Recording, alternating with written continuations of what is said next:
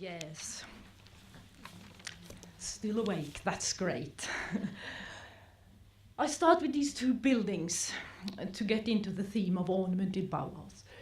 Because one has to remember that the world looked like this old common house that is really part of what we see in Oslo, and then the radical building of Bauhaus. And then they do not talk so much about ornament in common, but they really are into ornament. And as I am a visual teacher and teaching in composition, I wanted to take this overview about what many of these designs really are. So that when I looked about all the pictures that you can find on the net and in books to prepare for this lection, then I found all these different images, and as you can then has to kind of turn your mindset a bit, because ornamental is not just an adjustment to embellish something. It is the ground rhythm of how things are put together in the composition and materialized.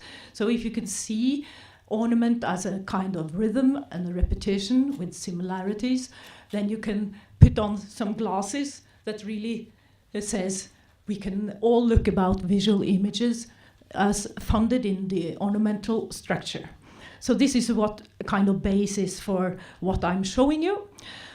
And I start with some images here from the Bauhaus part, but then I continue with some of what I actually has inherited from as a teacher that has been teaching for a long time, because teaching ornament is still going strong at Oslo National Academy of the Arts, especially at the design department. And but I'm a teacher at the art and craft department as well. So I try to have all these several legs when I went into this introduction. And to remind you that ornament for these people doing the Bauhaus were more looking like this. And that is what was abolished by, for instance, Adolf Loos, the architect that was writing this Verbrechen und Ornament.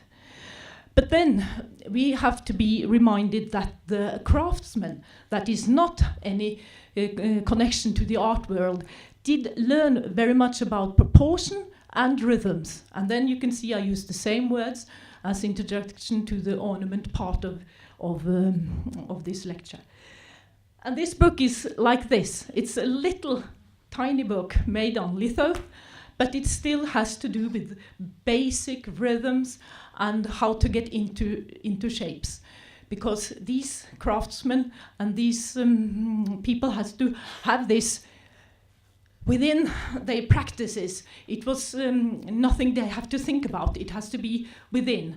And perhaps that is touching some of the mystical or occultist part that has been mentioned earlier by Øyvind Stormberg.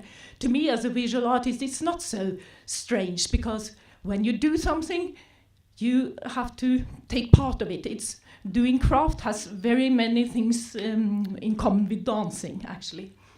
So when Josef Albers is doing this composition, it's of course can be associated to the buildings I shown, but still it has much to do with ornamental as a main expression. Yes, but he was of course one of those very central teachers, as been mentioned. In the theoretical part, these books of Paul Klee is been central and really strong in the how to develop the pedagogical composition classes, both in Bauhaus and also in Oslo. He was in the book class, he was in the stained glass, he was in the textile department. So he has a kind of overview, and that is some of what he was sketching. And then we came to this geometrical part again. And of course, this source everybody that is into visual activities has to draw from all the time. And it's so nice that he's really, it is available. One can look at all these kind of drawings and kind of feel this connection of how to think otherwise. This time in Germany also has, they were in the lead of the industrial production before First World War, and they were really strong So there is so many part of society that is really need to do a change. Well, my time is very limited, so I have to speak even quicker to come to things. But then you can have some of these images and see how he kind of leads from one issue to the other one, and that. Well, still it is a picture because it's a kind of format that is not has the infinity that one associate to the ornamental part of compositions. And one thing that is important to show as well, that he was traveling in Egypt, in Tunisia, and might have seen these textiles that is from the Cuba population north in Africa, or these that is from the Mobutu people, and they were, Africa has a kind of treating geometry in rhythms that no other part of the world really have. And of course, they were into the Islamic patterns, so that all these influence was also into his work when he was doing sketches like this when he was traveling. And of course, there is nothing that in a picture that can't be combined with what is classical in making paintings, like trees and woods and houses.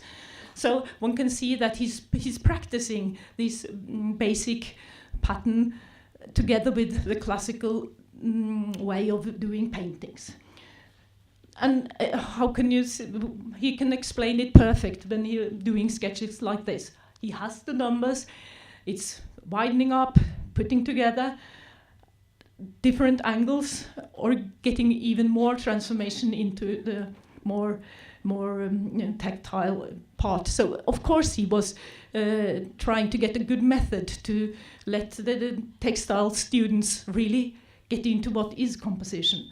And he was still always throughout his whole career he was working with pattern-like things, and not just with the structure, but even more these free elements, or just another sketch where he says it's rain and sun with the line over there.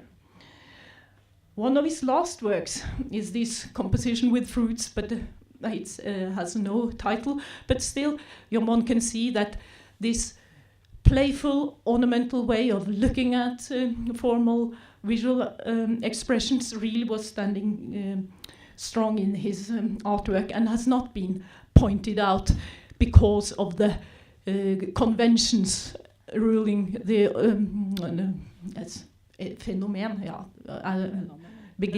phenomenon like ornament was conceived. To change people's mind is perhaps still difficult. Annie Albers is one of the other ones I really need to show some pictures from, because she was taking weaving class and developing her own textiles in so many different ways, and the ornamental part is central, but still these are understandable as pictures as well. So instead of putting the ornament beside, one can put it in the center when we'll look about the methodology and the methods to come into formal visual language and composition. So now in the last year, in the 2017, her notebook were published, and then one can see that she's really doing the same kind of exercises that we do at Kio. So with these rhythms, you remember the little book from the craftsman, then the same things appears when one look into the formulare that Rudolf Steiner introduced. And Steiner was holding a lecture even at the Bauhaus classes just once, but they had great influence of all these guys in the time. And you can see that when Annie Albers is making more compositions, the color is central. She comes through this scheme and get another freedom. And this is how things are when you going into things, listening to the material, having the composition in your stomach and your head, and then can play with it. Guntas Dødsel, as we have been known through the previous lectures, she was very strong influence and made the weaving class really to another level. And even her picture, you can look about these small parts, and they of course come together and to discover how to building up such a complex picture within the weave, that was really new. But still, I do love her sketches and her work and how they kind of merge with what is going on in art life this period, and they are really colorful, imaginative, and fresh. You can't say they are old or out of fashion. Yes. And even Kandinsky, he said about this, that the prototype of linear art expression, yes, the grid is the prototype of linear art expression. So they are kind of into it, that this system is behind and pulling up what can in imagination give from other perspectives, and all these parts of structures in different emphasis is really giving the main content to open up this composition. And if you look about these works of the different teachers, Moholy-Nagy again, there are some way of looking at it even as an ornamental. And there is no, it's not contradictive. That is what I'm really overbevist om, yeah. Convinced, because this by doing it you can hardly avoid it. And some of this, the part of the architectural in earlier Bauhaus, they really were trained in proportion and rhythms, and they were looking at their sketches just as poetically as Stöckel and the other ones. But this is what kind of getting more out of the education of architecture later.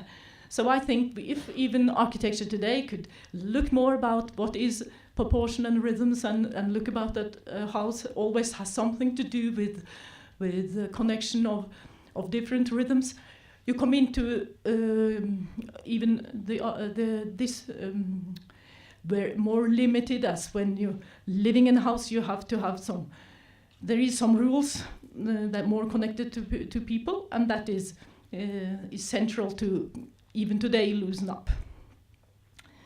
This was Herbert Meyer, and this is Georg Mucke. And even this is it's a good picture. Vidar Helén told us how he just how he was ruling Bauhaus. But even this architect, Mies van der Rohe, he had to put in the nature as an alabaster screen, and the nature itself is allowed to do ornaments. So even Mies van der Rohe that said less is more, well, it's not true. And of course it's nice to put Kurt Schwitters with all his not constructive part together with this guy. So that is, the argue and the conflict that was in the Bauhaus, they were so fruitful, and it was really taking it serious. And now even faster. I have to stop. It's how it looks today.